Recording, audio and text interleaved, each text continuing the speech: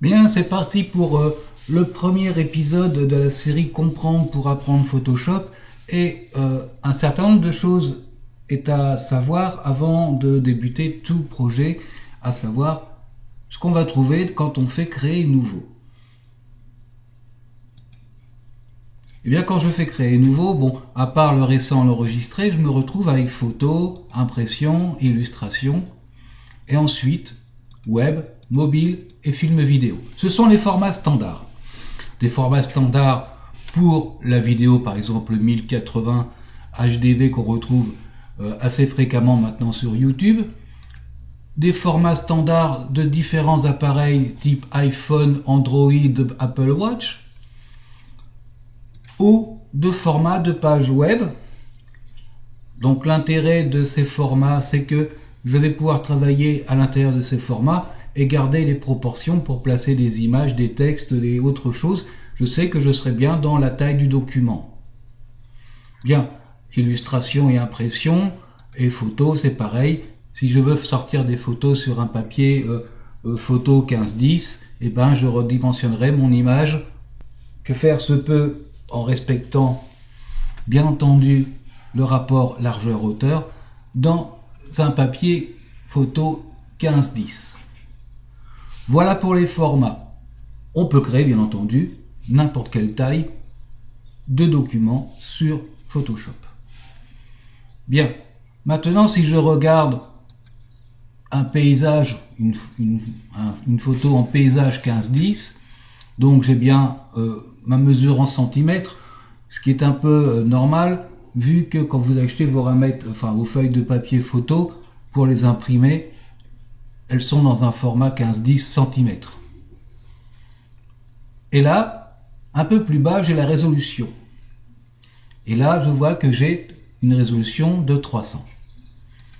Pour l'impression, pareil, si je suis sur du A4, j'ai ma dimension ici en millimètres, mais je peux la changer par exemple en centimètres, donc bien le 21-29-7, avec une résolution minimum que me met Photoshop par défaut de 300 pixels pouces.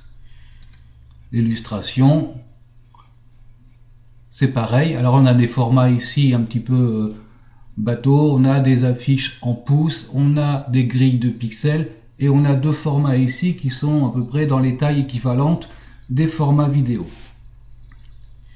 Mais on est en 300 pixels pouces. Alors que si je fais sur les films vidéo, et même si je descendais jusque de la 8K, c'est-à-dire quelque chose d'assez gros, en 8192 pixels par 6224, ce qui correspond en centimètres à 289 cm par 219, mais on va rester en pixels, c'est l'unité de l'écran de la vidéo. On a une résolution pourtant que de 72. En mobile, je prends n'importe lequel, je suis en 72, 72 et 72. Dans le web, quelle que soit la taille de la page web qui m'est proposée comme standard, je suis en 72. Donc on a une résolution minimum de 300 pour tout ce qui va être imprimé et une résolution minimum de 72 pour tout ce qui va être sur écran. Voilà, première chose. On verra ensuite les différentes résolutions.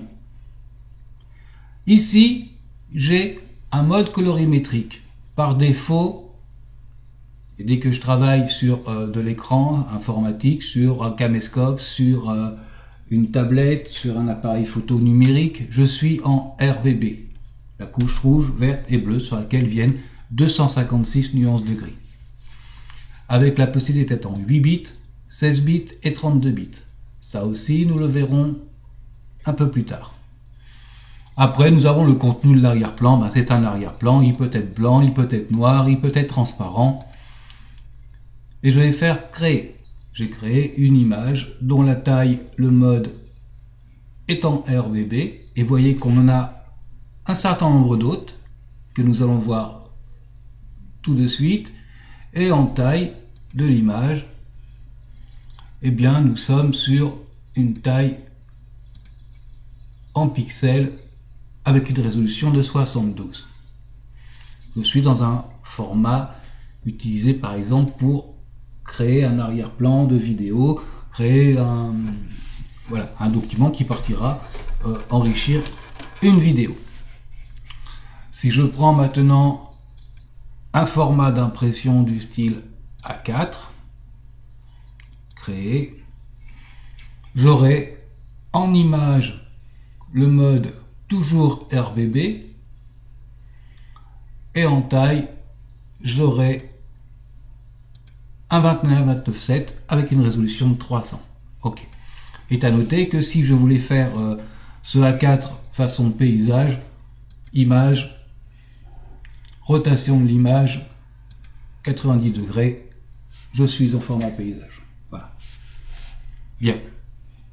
Voilà pour les premières choses à l'ouverture et nous allons aller un peu plus loin maintenant dans ces différentes choses.